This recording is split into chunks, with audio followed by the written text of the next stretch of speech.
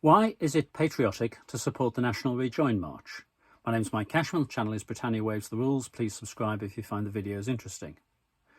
So why is one reason for supporting the National Rejoin March patriotism? There are many others, but let me explain this one as I see it.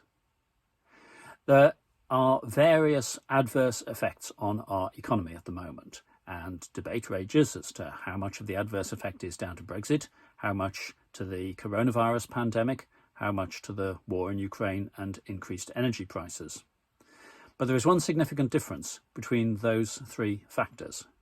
The pandemic was obviously traumatic for many people, for many families, with long-term effects.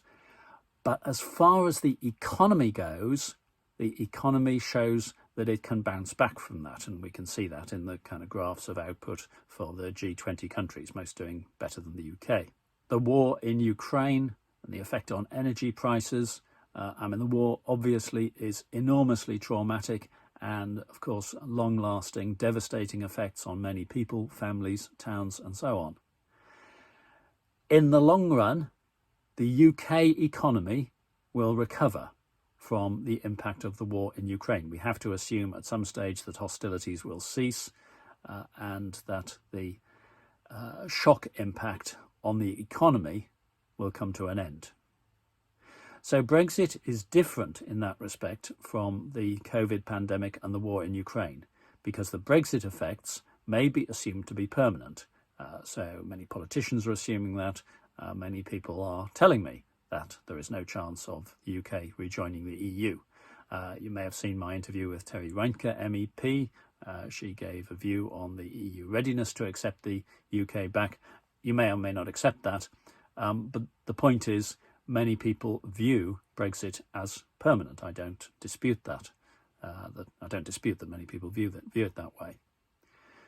And if you look at the impact on the economy, and of course there are many impacts that we can identify, shortages of labour, difficulties of exporting to the EU, the problems with farming, fishing and so on, the difficulties of cooperation in science, of musicians touring.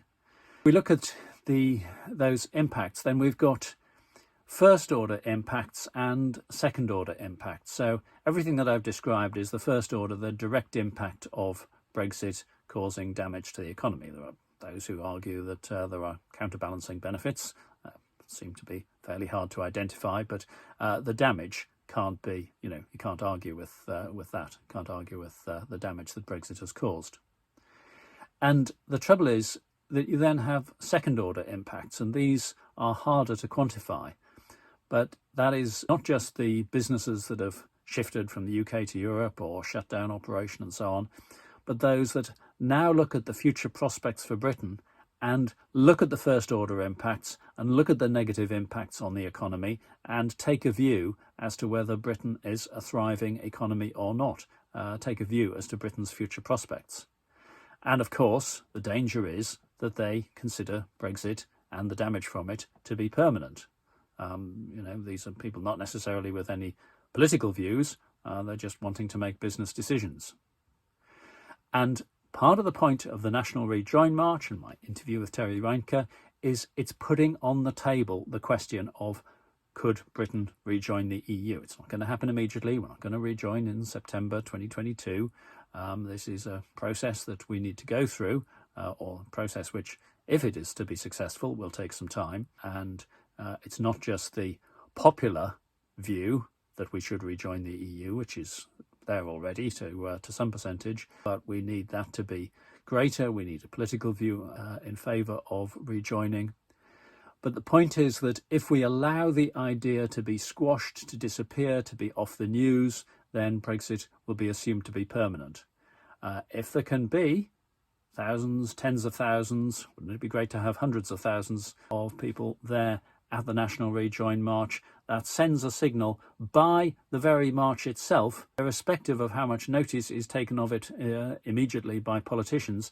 That sends a signal that says the British people are not satisfied with what was done in the name of Brexit and want to see something better.